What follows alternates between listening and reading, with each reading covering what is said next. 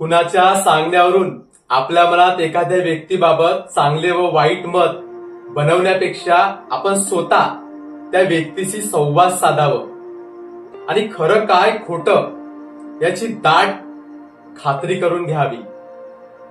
नाती जपण्यासाठी संवाद अत्यंत आवश्यक आहे. नेहमी बोलताना शब्दांची उंची वाढवा, आवाजाची उंची नाही. उंच आवाजाने नाती तुटतात आणि जर आवाजामध्ये गोडवा असेल ना तर नाती जुडतात.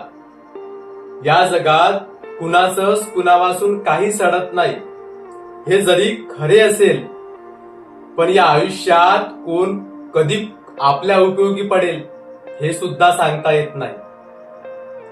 डोकं जर शांत असेल ना तर निर्णय चुकत नाही आणि तुमची वाणी जर चांगली असेल ना तर माणसं दुरावत नाही. जे तुम्हाला मदत करतात ते तुमचं काही देणं लागत नाही. तुम्ही त्यांचे कुणीतरी आहात म्हणून ते तुम्हाला मदत करतात. एक सत्य सांगू तुम्हाला, मोर नाचताना सुद्धा रडतो आणि राजहंस मरताना सुद्धा गातो.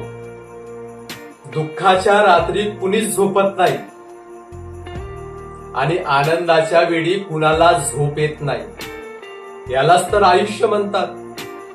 अहो, किती दिवसाचे आयुष्य असेल? आजचे अस्तित्व उद्या नसेल.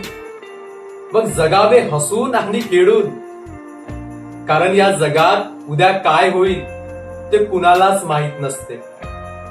म्हणून नेहमी आनंदित राहा, मजेत जगा, थाटात जगा. जय शिवराय.